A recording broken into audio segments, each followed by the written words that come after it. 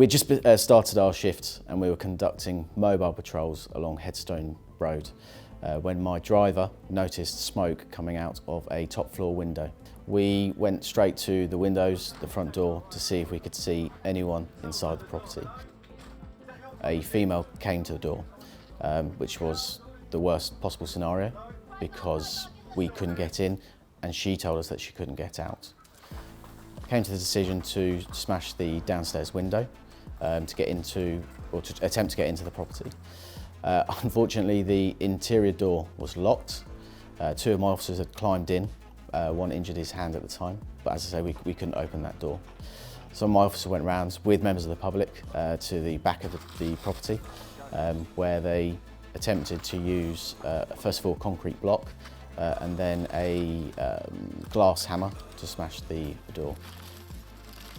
As they entered the property with members of the public, they found the female who was clearly suffering with effects of carbon monoxide. She was covered in soot and very confused. My officers asked for members of the public to take her out of the address, which they did.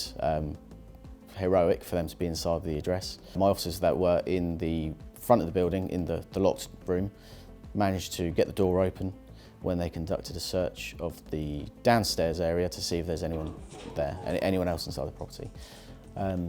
They couldn't go upstairs because the ferocity of the fire, so they ended up having to retreat outside the address. So my officers that entered in, I think, are heroes.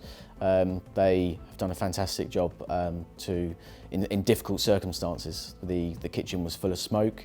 There's the obvious risk of the fire upstairs. We didn't know the extent of the fire. We could see it from outside. The fire was out of control at that stage. So I think they've done a fantastic job, very brave, along with the members of the public that entered into the address as well. So yeah, I think they did a fantastic job.